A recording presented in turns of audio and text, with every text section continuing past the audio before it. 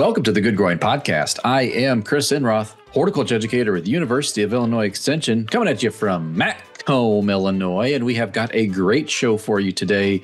The plant of the year. Really not the plant. It is more like the genus of the year. We're going to be talking about Asclepias. And then, like, if we would write that out, it would say Asclepias species, or SP ... You know, because we're going to be talking about many different types of Asclepias, also known as milkweed. And you know I'm not doing this by myself. I'm joined, as always, every single week by horticulture educator Ken Johnson in Jacksonville. Hey, Ken. Hello, Chris. So is it Asclepias or Asclepias? Doesn't matter. No. I read it and I don't say it. I'll go with myself as Asclepias. What do you say? I think I've always said Asclepias. Oh, no. Well, just so people know we're talking about the same thing. Decide. We are talking about the same thing. Asclepias. I mean, that sounds more Greek. Yes, I like that one. Fancier. More fancier. Barkeep, give me my Asclepias, please. Pinky up when you say it. That's right. Or otherwise, it's nurse, give me my Asclepias.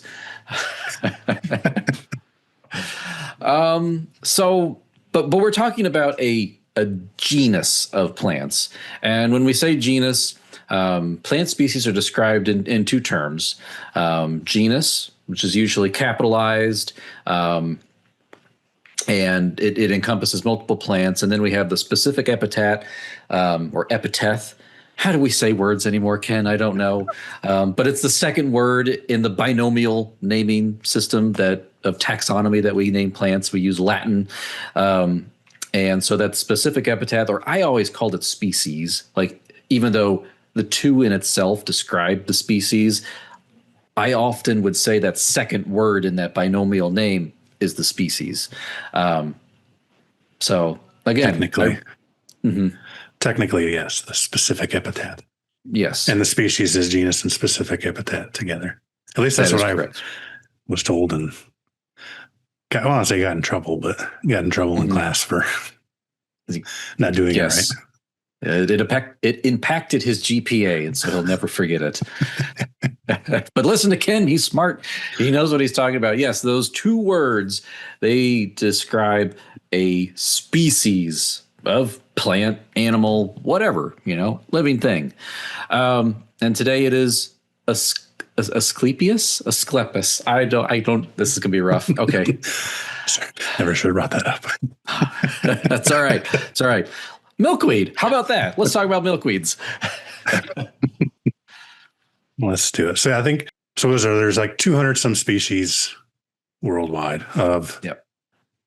So, I guess we should back a little bit. So when we say milkweed, depending on what you're reading, milkweed may just be Asclepias, but sometimes there's also some other genera thrown in there. But for today, I think with the exception of one plant, we're going to focus on Asclepias. Mm-hmm.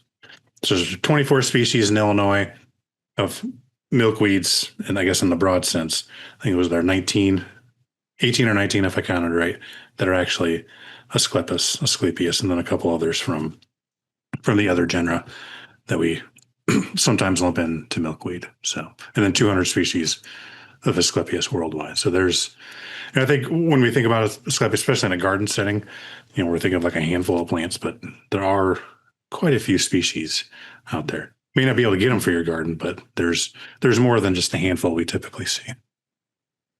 Yes. And as Ken said, there's 200 species worldwide, but for the most part, they describe this genus as more of, they call them New World plants. So, South American plant species is where they primarily would find these growing in their native ranges. Although you can find, milkweeds in Europe, Asia, Africa. Like they're a global genus, but the broad majority of them can be found in their quote unquote New World category of plants. So it was something that was discovered by European explorers that would bring them back to Europe to be described then by botanists. And actually, one of the illustrations of the kind of poorly fated Roanoke colony. One of the illustrations that survived it, because a lot of other things didn't, was an illustration of Asclepias acericia. How do we say these names, Ken? Syrica. I know it as common milkweed, but yes, Asclepias cerisa. I don't know if I've ever said it out loud. I know. You don't say these words out loud. You read them. Syrica.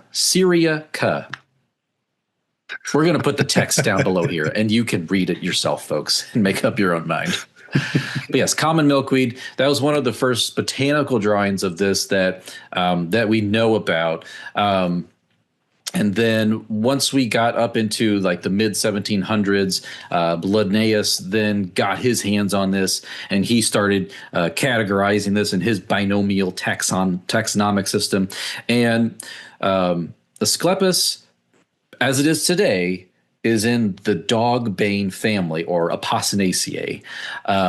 The dogbane family has a lot of other plants in it. Again, we're not really going to talk about it. We have native ones here, like we have just the native dogbane, which they have very similar flower structures, similar fruiting structures, and they were lumped together a long time ago, hundreds of years ago.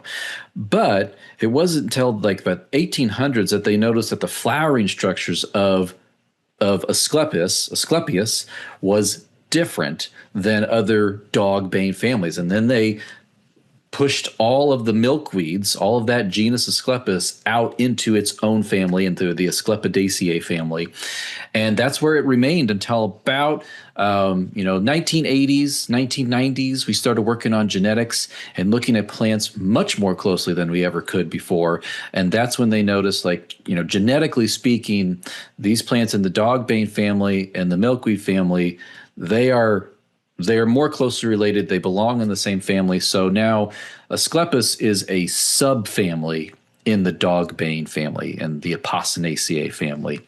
And so that's kind of the broader history of milkweed taxonomy and where it belongs in the literature, so to speak. But Ken, there's other things to know about milkweed, like how we use it outside of the garden. I know one of them, we have volunteers that they're baby boomers. Some of them, we even have some of the Greatest Generation volunteers still kind of hanging around there, and they tell stories about when they were kids and they had to go and pick milkweed pods to supply the World War II effort, which the pods were primarily used in flotation devices for the Navy. Yeah, and the fluff, whatever the technical term for that is. I don't know what it is. I'm sure there is one. I think that sometimes is still used for like hypoallergenic pillows, like the stuffing for pillows and stuff. So I think it's got a waxy coating on it, so it kind of repels water too, which is probably again why you would use it in a flotation device as well. And I think indigenous Americans would use some species of milkweed to make fiber, because they're kind of fibrous stems and stuff. So use that to make rope and stuff like that. So yeah, there's additional uses. I think some used for some species for medicinal purposes. I would not recommend doing that nowadays. We probably have better things, and milkweed is toxic too. So it's one of those where the dose makes the poison. So a little bit may be helpful, but too much is not going to be helpful and cause problems itself. That's correct. Yes. And there was a professor at WIU. He spent many years, seeing if milkweed could be an alternative fiber crop. And I think the results were pretty promising, but milkweed has kind of a negative connotation in the farming industry. And I think the main roadblock they were running into was just the idea of planting milkweed on purpose. I mean, I still run into that when we're talking about, maybe we're talking at a class, public, we're at a booth or a table somewhere at an event, and someone asks about monarch butterflies or pollinators, and we mentioned milkweed. Oh man, if they're a farmer, they're not too pleased about the suggestion of milkweed being planted on purpose. Yeah. We're doing pollinator presentations, and oftentimes the spouse will say, "My husband will kill me if I plant milkweed intentionally in our flower garden and stuff like that." I don't run into that as much as I used to when I first started. I think there's a little more acceptance now, and I think the species you pick can help with that too. But yeah, there's still some pockets of resistance to milkweed out there. Yeah. Well, I think in general, milkweed, if you look at historic weed science literature, it is described as a minor agricultural weed. Really was not an issue when it came with a lot of like crop health.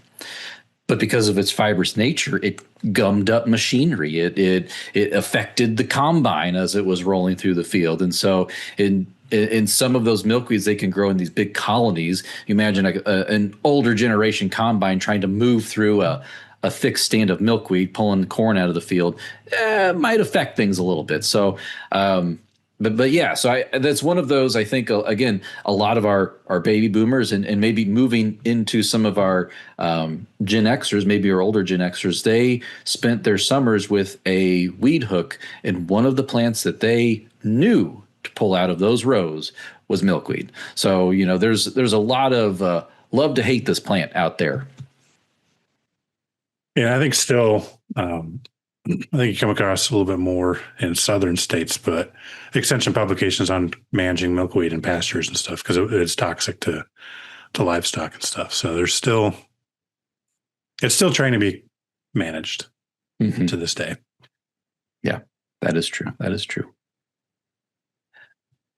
Well, since, I'm not growing acres of corn and soybeans in my yard, milkweed is definitely a plant that we can put in our garden.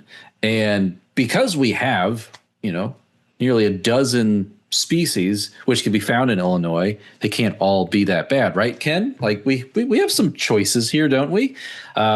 We can use these in our landscape.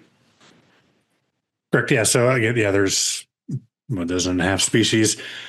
Some of these. So I've got the list here. I can list them off real quick. So we have sand milkweed, poke milkweed, tall green milkweed, and I'm not going to do the scientific names because I don't know how to pronounce most of them. Swamp or rose milkweed, woolly milkweed, which is endangered in the state, Mead's milkweed, which is endangered in the state, and I think federally endangered or threatened, oval milkweed, which is endangered in the state, white swamp, purple world, showy, narrow-leaved green milkweed, which is endangered in the state, prairie, common, butterfly weed, variegated, horsetail, green flowered. So again, we've got all those. Honestly, before we really started looking at this stuff, I hadn't heard of probably half of those before. We don't commonly encounter them, at least in the horticultural trade. But like the ones we do, probably butterfly weed, the tuberosa, the orange flowered one. I think it's probably, at least when I see milkweed, that's usually the one we most commonly see. It's a smaller species that fits well into a garden. Swamp or rose milkweed. I think a lot of garden places or nurseries and stuff are moving towards more of the rose instead of swamp milkweed name, because it doesn't have to grow in swampy conditions. And I think the reasoning for that is people hear swamp, think you need wet conditions, so they don't plant it. But you can do it in your average moisture soils. So that's incarnata. Again, it's a pretty popular one. It's not terribly aggressive. World milkweed is one I haven't seen too much, and I've never personally grown, but that's another one we see. Showy milkweed, a little bit bigger flower head than some of these other types. Or probably I would say the four that we most commonly see and would fit well into a garden. I planted showy last year, so it hasn't spread too much. So I can report back in a few years. I may have to retract that statement. But the other three I know, I don't think move outside of seed. They don't, spread.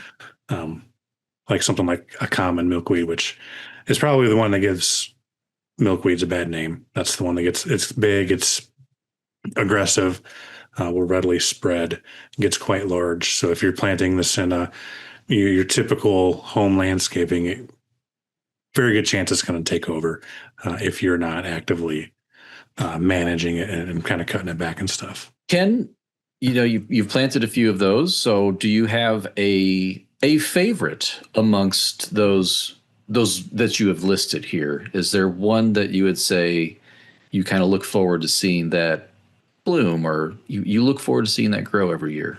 Yeah, I think the butterfly, we've had that in our garden the longest, and that's kind of self-seeded and it's relatively easy to pull when it's small. So we've got some patches here and there, and the bright orange flowers are pretty attractive. And on a side note, like that one, there's a lot of variation I've noticed in those flower colors. So a couple of years ago, we were driving down the southern U.S., southeast, and they had stuff along the roadside. Like I almost had to stop because it was like a red orange. It was a very, very different color. Ours, the stuff we have in our yard is more of a bright orange, but this was like a red orange, like borderline red on it. So there can be some variation within those flowers. I don't know if that's more like the southern ecotype is more of a red orange, or that's just happened to be what we saw along the interstate and stuff. But yeah, probably that one. The other two, the swamp rose and the showy, we haven't been growing quite as long. This is the first, or our showy is blooming this year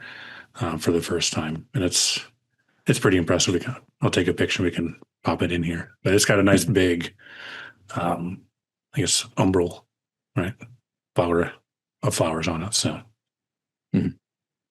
yeah, I would say I really like the swamp milkweed, or I should start calling it rose milkweed. And mine is just about to bloom. I mean, the petals are almost open here.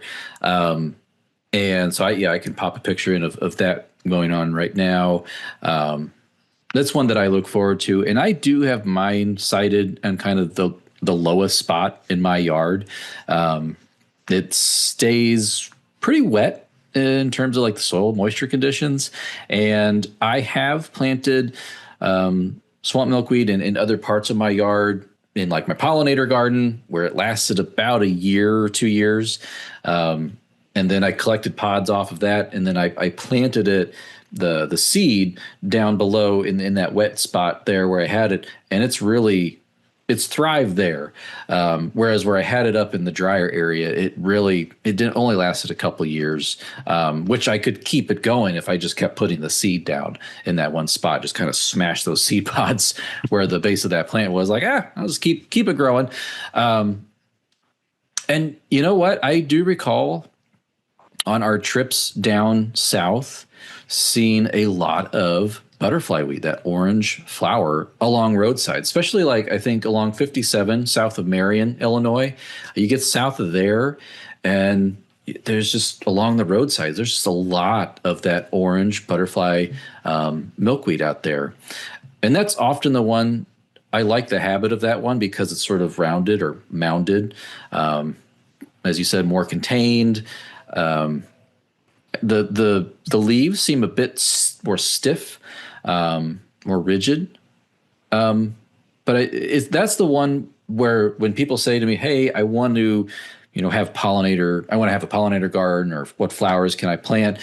And then when I mention milkweed and they start to, they pull their hand back to slap me, I say, whoa. There is this one species of milkweed. It's called butterfly weed. It's very well behaved. That's usually my gateway milkweed for a lot of people.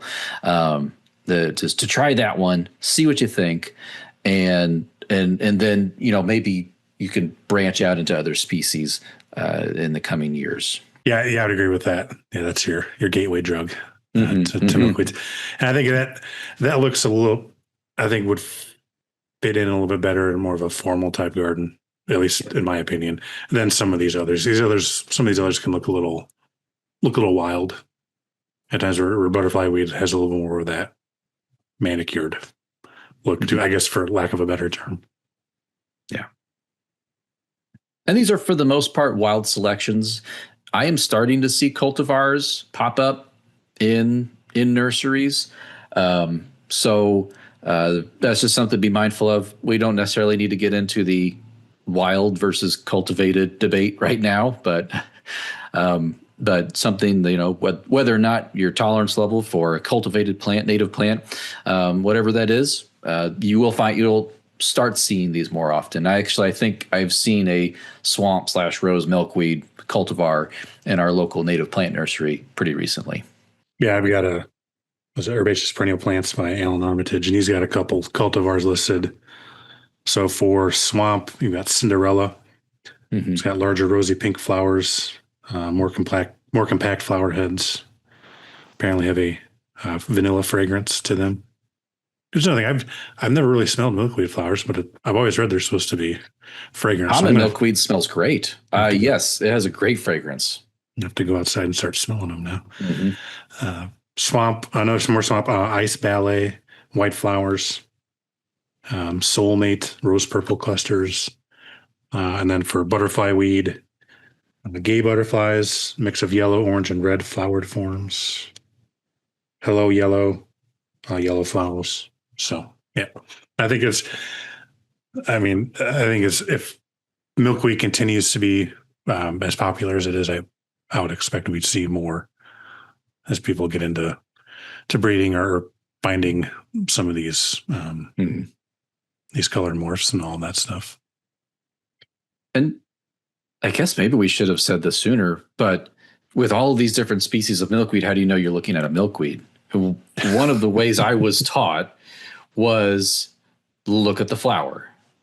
So milkweed, and this is kind of true for a lot of the other dogbane related plants, but generally speaking, milkweed, when we are looking at the flower, we have 5 flower parts up and 5 flower parts down.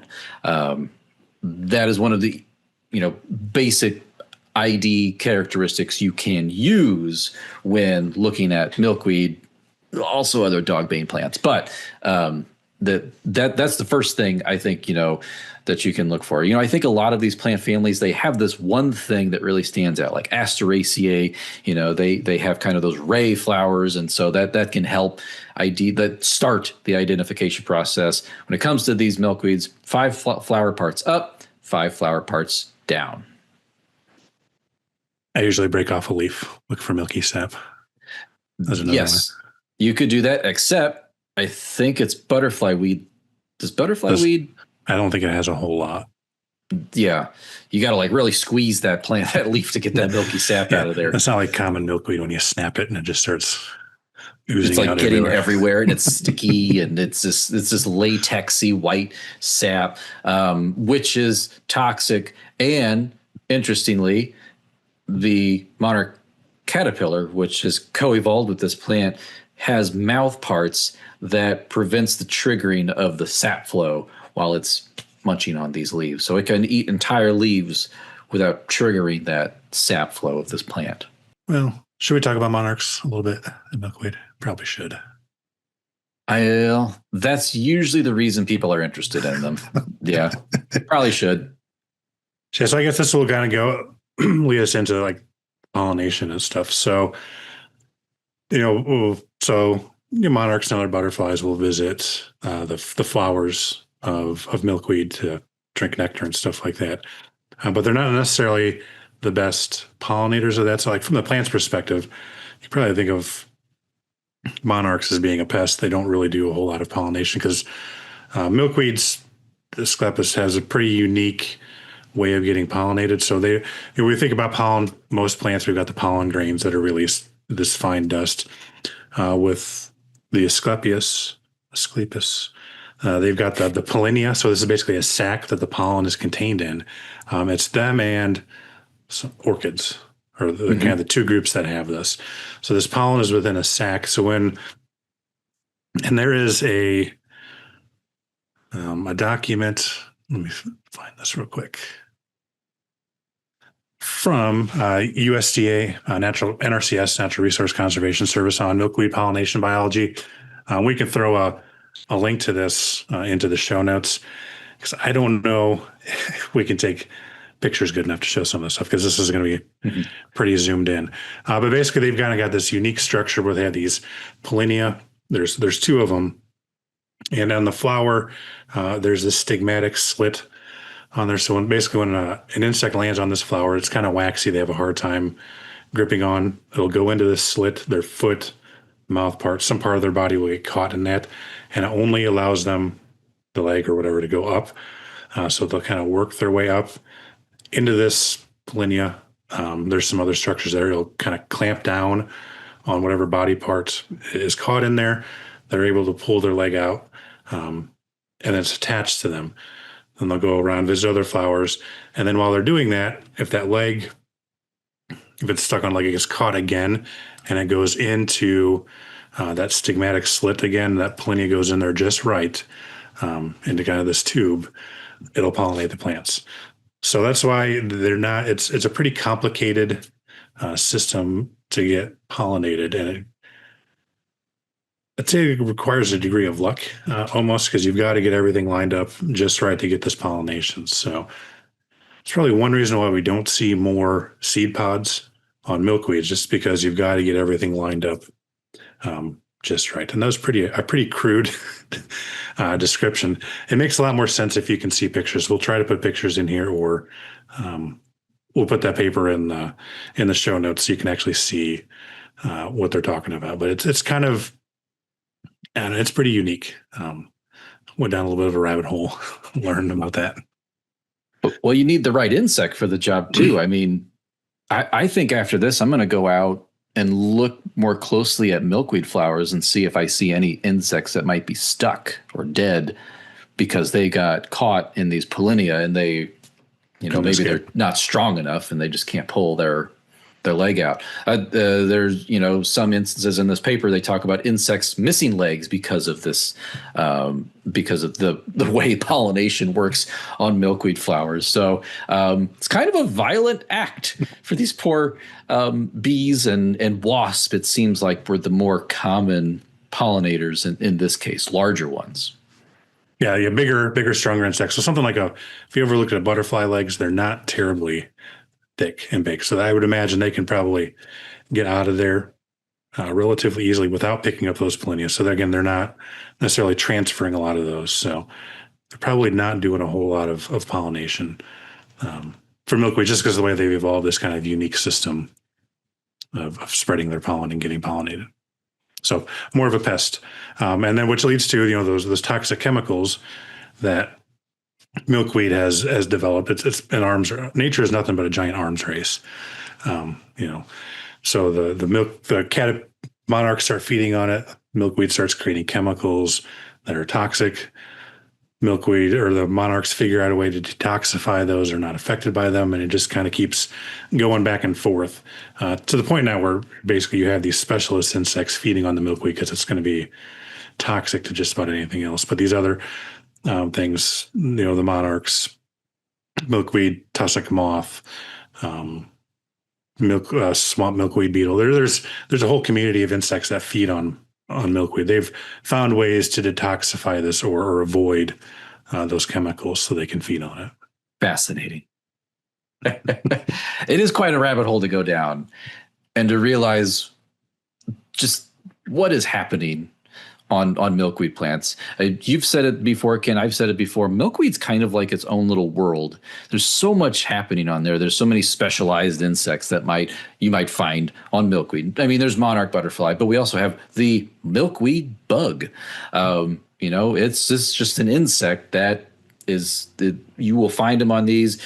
I'll probably say this wrong, Ken. They have piercing, sucking mouth parts. They feed on the leaves, but they also they'll feed on the seeds, right? If they can get into that seed pod, and they'll damage the viability of a lot of your seeds, correct? Yeah. Large and small milkweed bugs, milkweed beetle. Yeah. Oleander aphids. Yeah. We focus on monarchs because they're the big charismatic ones, but there's a lot of other insects that are going to rely on it. So, just because other things are feeding on your milkweed, we as humans have decided that the milkweeds should only be for monarchs, but there's other things that feed on it. So if you have that, I would encourage people not to get rid of them because most of those things are going to rely on that stuff as well. And a lot of times they're eating different parts, like the tussock moths. They tend to feed on older leaves, whereas monarchs are more feeding on the newer leaves, the softer stuff. So sometimes these things aren't necessarily even in competition with monarchs either. Yeah. But Ken, milkweeds and monarchs are synonymous, and people are probably just like, well, when are they going to tell us what is the best milkweed for a monarch butterfly? So what's best? Is there a clear winner? What do monarchs prefer? Yes. Let me got too many tabs open. So there was this was some research done in Iowa. It was published in 2018, but they went and looked at, what was it? 9 different species of milkweed. So they monitored these plants. They looked at egg laying. They looked at larval survivorship and stuff like that. And what they found, so for larval survivorship, is they designated as high if over 60% of the larvae reached adulthood. Less than that was considered low. Oviposition use, so how often they were laying eggs on it. If it was high, it's the top third of the plants. Medium is the middle third. Low is the bottom third. So some of this stuff is relative to the other species. And they also looked at, in this table, we can put a link to this article in the show notes again too. They also looked at ease of establishment from plugs and stuff too. So they looked at poke milkweeds. This had high larval survivorship, medium oviposition use, but it was difficult to establish from plugs. Tall green milkweed, low larval survivorship, medium oviposition use, difficult to establish. Swamp milkweed, high larval survivorship, high oviposition use. So they lay lots of eggs on them. A lot of the larvae survive. It's easy to establish. So this would be one. If you're purely doing this for monarchs, swamp milkweed, rose milkweed would be one to look at. Showy milkweed, high larval survivorship, medium oviposition use. Again, it's easy to establish. So another possibility. Not quite as good as swamp, but another good one. Prairie milkweed, high larval survivorship, medium oviposition use, medium establishment. Common milkweed, high for larval survivorship and oviposition use, and easy to establish. But again, doesn't work all that well in a lot of landscapes because it can be rather aggressive. Butterfly milkweed, high larval survivorship, but low oviposition use. They don't use it very much, or don't lay a whole lot of eggs on them compared to others. But they do still recommend this one as kind of a late season larval host. I think it kind of survives or sticks around a little bit longer than some of these other species. World milkweed, high survivorship, below oviposition use, easy to establish, but so probably not one you want to look at because they're not going to lay a lot of eggs on it. They have tiny leaves, yes.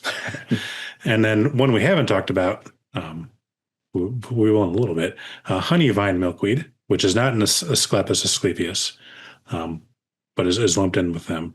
Low survivorship, medium oviposition use, very easy to establish. So again, not recommended. So the ones they're recommending, and this is for restoration use, but again, you could translate this into a home landscape, would be swamp milkweed,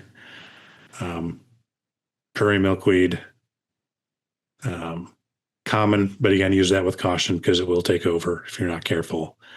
And then butterfly weed as a late season. Again, they don't necessarily lay a whole lot of eggs on them. Again, it's a smaller plant, smaller leaves, but they do. The caterpillars do a good job of surviving on it as well. So, and I would say just anecdotally, that sounds about right. I do tend to find quite a few caterpillars on my swamp milkweed mid to late season. Late season, that might be an incorrect statement, but later in the summer. But once we get towards that tail end of that migration generation, towards the tail end of them, my swamp milkweed looks terrible. Maybe about early fall.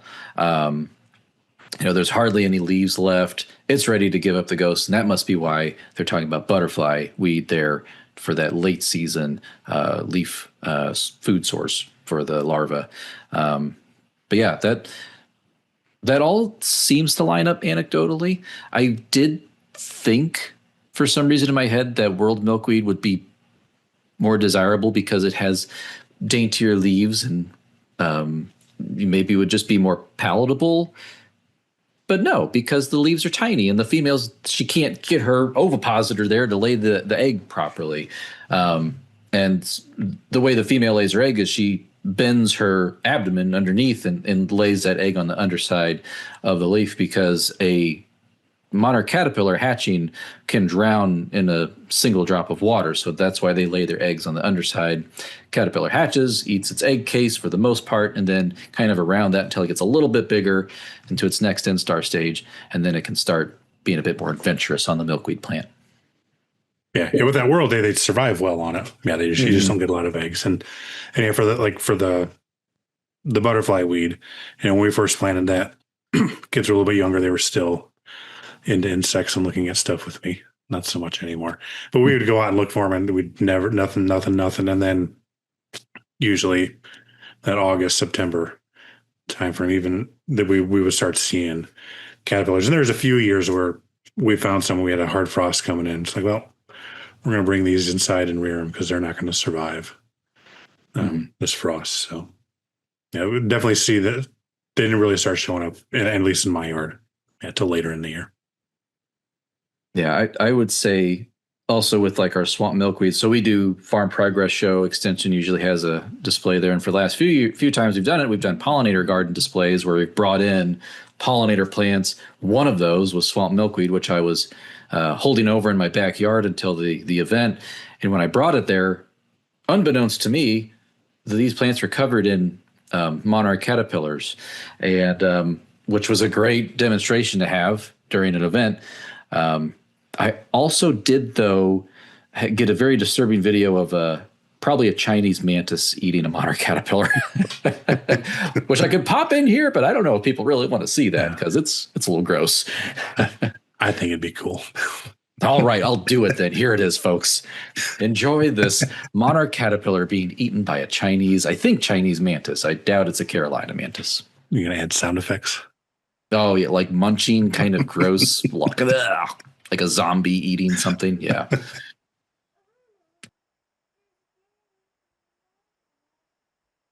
Hey, Ken, you did mention one in that list there, which we haven't covered. You said it's not technically a milkweed, but a lot of people call it a milkweed. And also it can support monarch caterpillars as a larval food source. Honeyvine. I've also heard it called blue vine. It has a couple synonyms in terms of scientific names. In our notes, we have it down as Sinacum lavia. I've also heard it called Ampelamus albidus. But either way, it is an aggressive weedy vine, which I have seen debates on the social medias about people saying, my yard is covered in this crazy vine that's going everywhere. And then once they identify it as honeyvine, as a larval source, food source for monarch butterflies, then the debate happens of should I pull it or should I keep it? I will just say from my own personal experience, when we purchased the home we live in right now, it was October. I noticed on many of the shrubberies that there were these little pods hanging all over the place. And I was like, well, that's interesting. I don't know quite what that plant is. I cleaned it all up. And then springtime came around, and just everything just started getting eaten by these honey vines. And it took me a second to identify it because it does look kind of like a field bindweed almost. So that's what I thought it was at first. But then I noticed, on one, there were monarch caterpillars on it. I'm like, well, why would there be monarch caterpillars on field bindweed? And then doing a little bit more digging, realizing, oh, this is honeyvine, also known as blue vine. And I was like, I'm sorry, caterpillars. this plant is eating my yard. So I do control it. I have not sprayed it. I usually just pull it, and then it just comes back from the root system. And I've been doing that for 5 years now. And there's a particular one. It's right by where I turn my hose on. Every time I turn on my hose, I just pull it, little sprout that's growing up. And for the last 5 years, at least once a week, it still is there, even though I barely let it live, like survive to photosynthesize. I throw a couple pictures of these various honey vines growing in my yard, because undoubtedly I'll be able to find something. Yeah, we've got on a fence, chain link fence, 1 year. They grew up, and yeah, it's we've been dealing with it ever since. It's like in our bleeding hearts, and that will twirl around stuff. And a lot of times you don't notice it until, if it's growing in a plant, until it's pretty big and so intertwined that you're just ripping the other plant apart, trying to get in. So, but yeah, some people do leave it. It is a native plant, so what can grow to be like 20 feet long. So if you are going to grow it, you are going to let it survive. Be careful about where you're going to put it, because you will be dealing with it for a while if you want to get rid of it. And I haven't sprayed just because it's interspersed with all kinds of other plants that spraying wouldn't be practical to do that. But yeah, unless you want to be constantly out there picking, pulling up, exhausting that root system, spraying is probably going to be your best bet to manage it quickly anyway. Yep. And I've been very good at picking it, and just reminder, it's been 5 years and still picking. I think the previous homeowner just kind of let it go though. So they weren't very active out in the yard anyway. And maybe that is a good example of the site or the scale of your site. If you have acres of prairie, oh yeah, honeyvine would be a good plant. Common milkweed would be a good plant. For a smaller, sized garden bed, landscape bed, probably not as appropriate. Yeah, or you're looking at somewhere where it's going to be contained by a sidewalk or something, and even then, it still may be able to work its way under there and pop up on the other side for both of them. Yep. All right, Ken. Well, we've just told him how to kill one of these plants, or two, maybe perhaps recommend killing one of these types of, not Asclepias, but a related milkweed-ish type plant. But let's say we want to promote a milkweed plant. Maybe we want to, like in my case, I have a swamp milkweed. How do I go about getting more? How do I propagate this plant so I can have more in my landscape? Yeah, so in the fall, those seed pods, they're starting green and they will start to brown, and eventually they will open up and they will release their seeds, and then they have the fluff. I should really look up the technical term for that. No, it is the fluff. The fluff will catch the wind and they will blow away. But if you don't want that to happen, as those seed pods start drying down, opening up, you can collect those seeds. I think typically people would remove that fluff. You can put them in a bag, shake them around, knock that off. And the milkweeds are going to need cold, moist stratification. I think typically the recommendation is about 30 days. So you put those into flats, put them outside in your garage, put them outside for the winter, let that natural cycle go. What I will do a lot, or when we've planted them by seed in the past, we will put them in a flat or in a container. We'll put them in the refrigerator for a month and a half, just to be safe. Bring them out, put them under our lights, and get them to germinate. But you've got to get that stratification in order for them to germinate. You don't do that, you're not going to have very good success growing them from seed. And I'll add that research project from WU where they studied milkweeds, that professor, they had really dialed in, I think, that germination process where he had described it to me as, 2 weeks in the fridge, pull it out for 2 weeks, then 2 weeks back in the fridge, then pull it out, and then 2 weeks back in the fridge. So basically, you're cycling through this 3 times. And then he described it as getting near 100% germination. Just so there's sort of that. It's just mimicking that cycle that we do get in the winter of cold to warm, or really freezing to thawing, freezing to thawing. And so that seemed to do it. So if you're really gung ho about germinating some milkweed seed, there is some procedure process that you can do to really make it very efficient. But I did do a little project with some WIU students a few years ago, 7 years ago, 8 years ago now, where we did test milkweed seed that had been cold moist stratified for 30 days. I think one for 15 days and then one not at all. We did get some germination of the not at all seed, but definitely not really comparable to the 30-day cold moist stratification.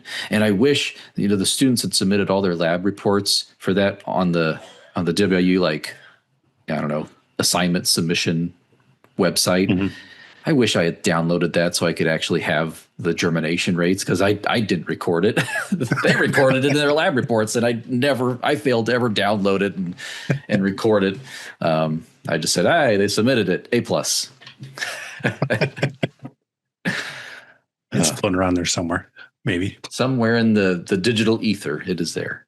So when it comes to like planting them, this is a plant where you want to make sure you pick your site wisely, because they do not like being transplanted. So make sure you get them where you want them. Or if you're buying, plants in pots, be careful not to disturb that root system too much when you're planting. But especially when they get established, you could try to move them, but I wouldn't get my hopes up too high about having a tremendous amount of success moving them around.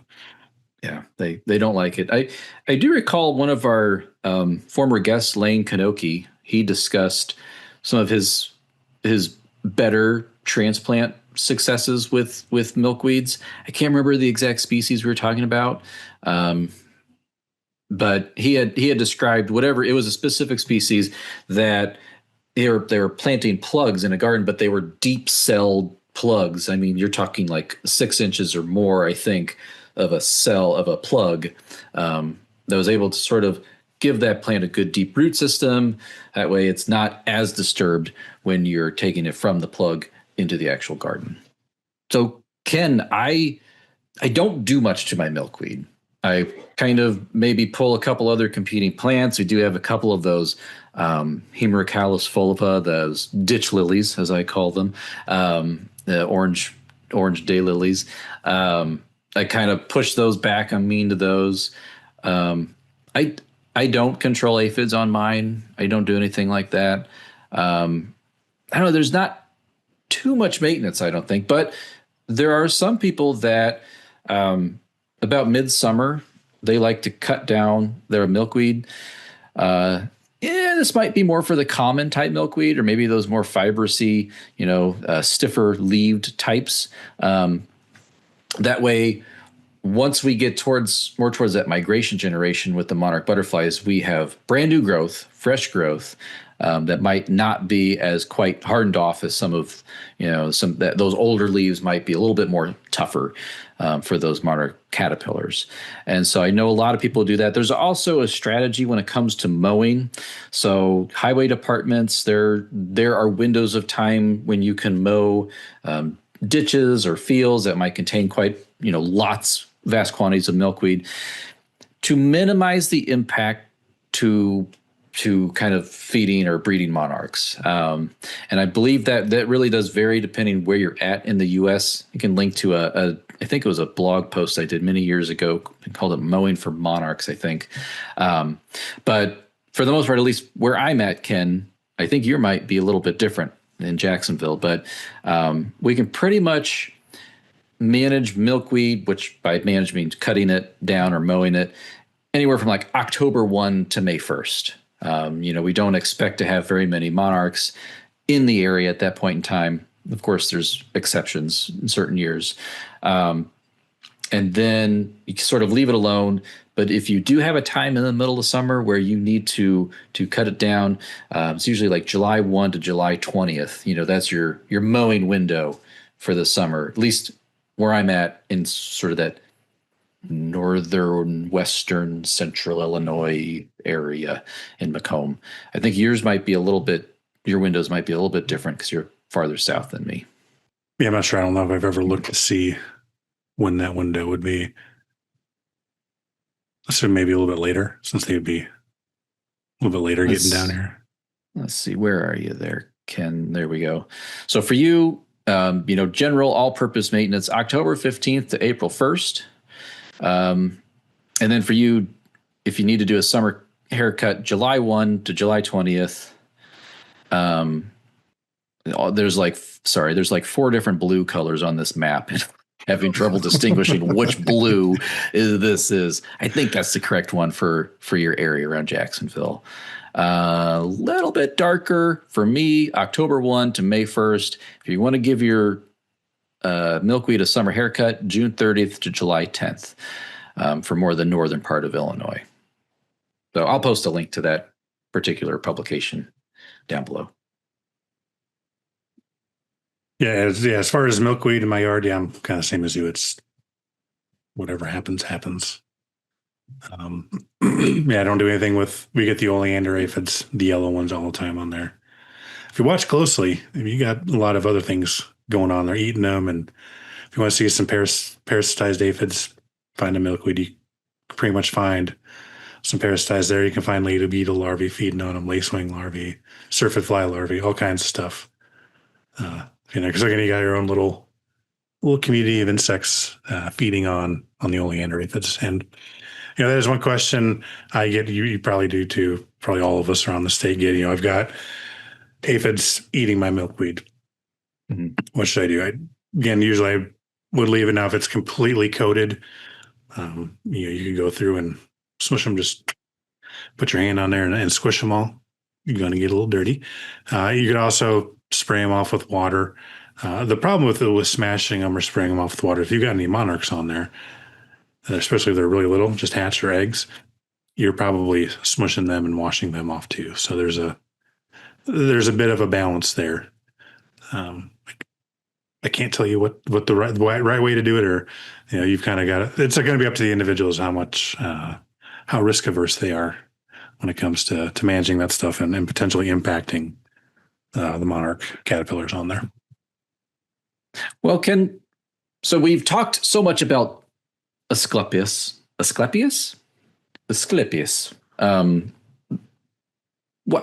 Who named this plant the plant of the year? Like who has this power and authority? Yeah. So if you're a longtime listener, going back to earlier this spring, I guess, yeah, we're still in spring, right? Yes. Yes. Technically, yeah. Yes. Technically. So it's the year of, dogwood, monstera, peas, calendula, all of that stuff. So that's National Garden Bureau. And the only one we haven't covered yet, well, we have covered now, was year of Asclepias. So National Garden Bureau is the ones who declared this the year of Asclepias. Wonder if I had that power, what would I declare plant of the year? I don't know. A better question for another day, because I think we've already hit our time limit for this episode. That will be the next one. What would we declare as plant of the year?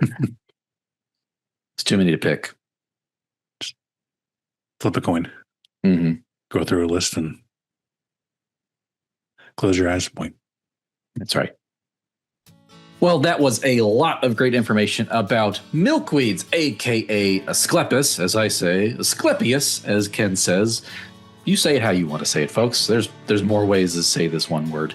Well, the Good Growing Podcast is a production of University of Illinois Extension, edited this week by me, Chris Enroth. Hey, Ken, a special thanks to you hanging out and chatting all about this pretty massive genus. I mean, it's not massive. There's bigger ones out there, but boy, it was a lot of good information today. Yes, thank you. I learned some new stuff. I'm gonna have to go smell my milkweeds now, see what they smell like, because I've never done that before. And everybody else should too. And let's do this again next week. Oh, we shall do this again next week. What a busy time of the year it is. We got our growing along, and all other kinds of things going on. So we're going to have a garden bite for you next week, folks. Well, listeners, thank you for doing what you do best, and that is listening. or if you're watching us on YouTube, watching. And as always, keep on growing.